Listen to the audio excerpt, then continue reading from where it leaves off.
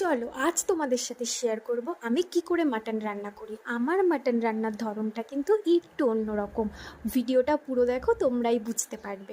সবার প্রথমে মাটনগুলোকে ভালো করে ধুয়ে পরিষ্কার করে আমি সামান্য কিছু পেঁয়াজ, হলুদ আর তার সঙ্গে একটা বাটা মশলা দিয়েছিলাম, যার মধ্যে ছিল রসুন, আদা, লঙ্কা আর টমেটো, আর কিন্তু কিচ্ছু না। তারপরে কিছুটা কাশ্মীরি লঙ্কা গুঁড়ো আর তেল দিয়ে ভালো করে মাটনটাকে মেখে নিয়ে, হাত দিয়েই মাখবে অবশ্যই, তাহলে কিন্তু ম্যারিনেটটা বেশি ভালো হয়। বেশ কিছুক্ষণ 15 থেকে 20 মিনিট ম্যারিনেট করে রেখে দিতে হবে।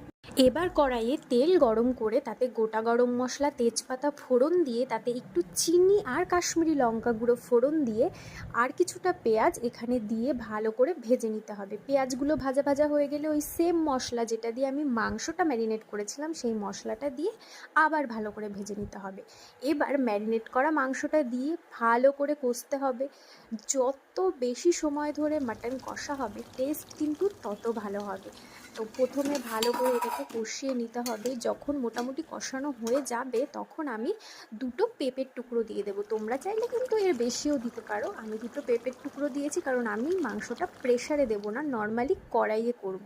সেই কারণের জন্য পেঁপেটা দিলে সেদ্ধটা ভালোভাবে হবে। তারপরে দিয়ে দিলাম কিছু আলু। বাঙালির আলু ছাড়া মাটনের ঝোল ভাবাই যায় না।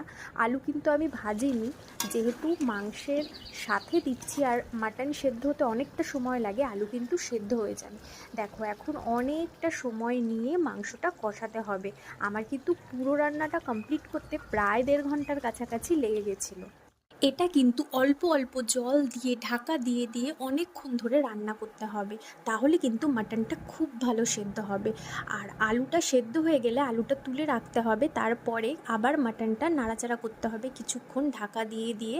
আর এই পর্যায়ে একটু মিট মশলা তোমরা চাইলে দিতে পারো, আমিও মাঝে মাঝে ইউজ করি, আবার মাঝে মাঝে দিও না।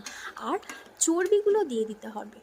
চর্বিগুলো দিয়ে দেওয়ার পর আর বেশি নাড়াঘাটা করব না, জাস্ট 2 মিনিট মতো একটু হতে দিয়ে ঢাকা দিয়ে স্ট্যান্ডিং টাইমে কিছুক্ষণ রেখে দেবো। 30 মিনিট পর ঢাকা খুললে আমাদের মাটনের ঝোল কিন্তু রেডি।